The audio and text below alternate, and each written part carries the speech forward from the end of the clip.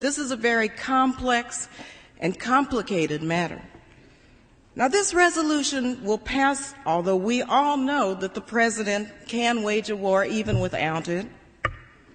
However difficult this vote may be, some of us must urge the use of restraint. Our country is in a state of mourning. Some of us must say, let's step back for a moment. Let's just pause just for a minute and think through the implications of our actions today so that this does not spiral out of control. Now, I have agonized over this vote, but I came to grips with it today, and I came to grips with opposing this resolution during the very painful yet very beautiful memorial service. As a member of the clergy so eloquently said, as we act, let us not become the evil that we deplore.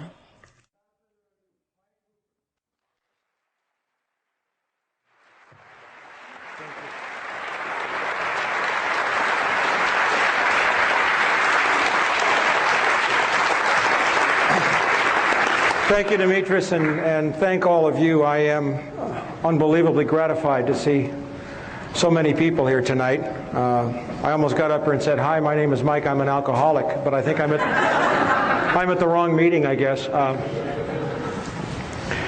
We're going to talk about a lot of things tonight that are very difficult, a lot of things tonight that are very challenging, a lot of things that will test and try many of us in the months and the years to come.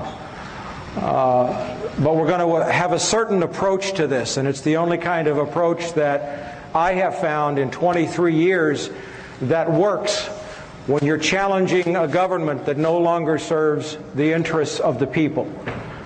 I'd like to start off by asking a question, like a show of hands. How many people in the room tonight believe that Lee Harvey Oswald was the lone gunman and solely responsible for the murder of John F. Kennedy? Show of hands. 2 hands, and they're both joking.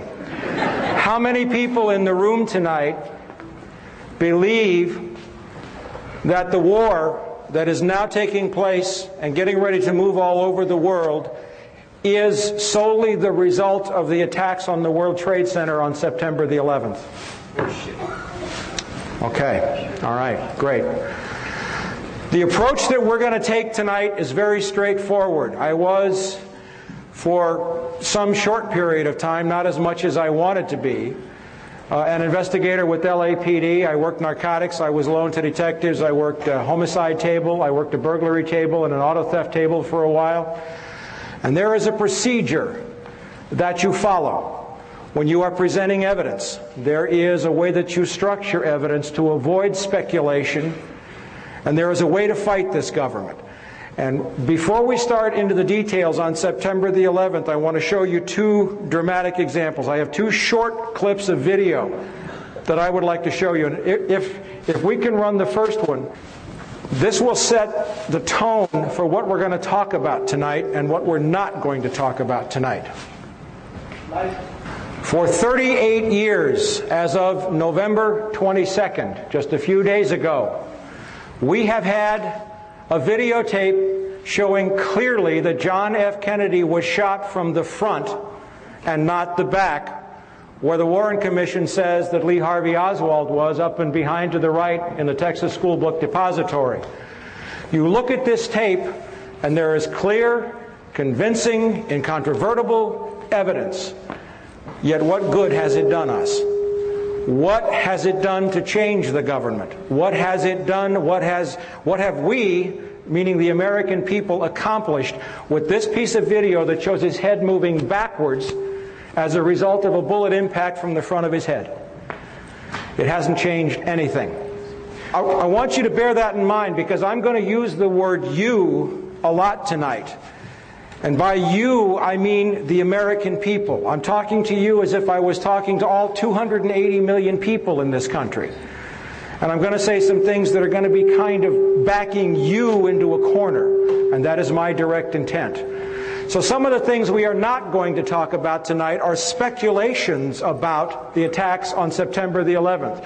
We are not going to talk about were there explosives in the building, were the planes piloted by remote control, any of those questions, because those are speculative questions that produce the same kind of results that we just saw on the tape. After 38 years, you can play that all you want and it doesn't change anything. There are people who have been talking about the Oklahoma City bombing since it happened in 1995. We have videotape of U.S. military personnel machine gunning the Branch Davidians at Waco. We have proof up the galore. We're not here looking tonight for proof. We're not going to go home and have armchair discussions, because what's at stake now is our freedom. What's at stake now is our future. This is no more time to go home, and you'll see that before I'm through tonight.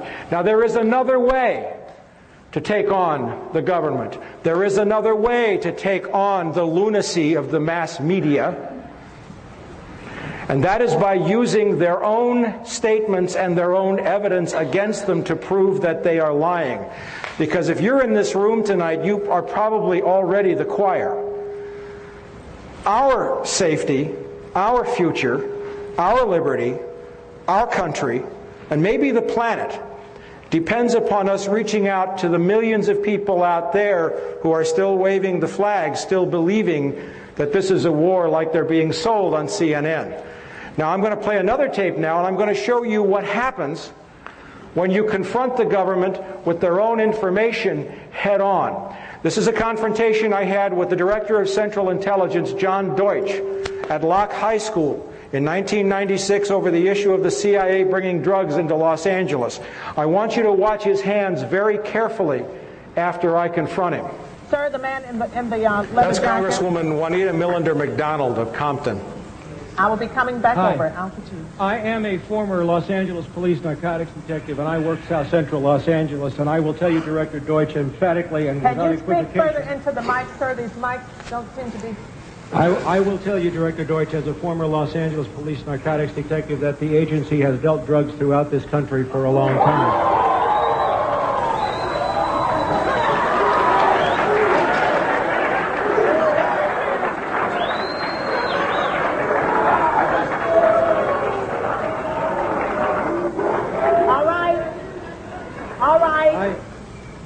All right, obviously that is an answer for a lot of you. Now can you please...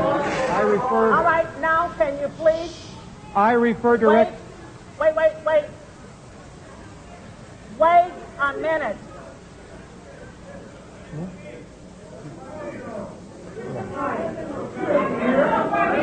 Wait a minute. Wait a minute here. Wait a minute. If you don't like what's going on here, please leave now. No, leave. No, leave now, because there are others who do want to hear what's going on in this room. Will you please take your seats? I will come back to you as we roll back across to the center section. Director Deutsch, I will refer you to 3 specific agency operations known as Amadeus, Pegasus, and Watchtower.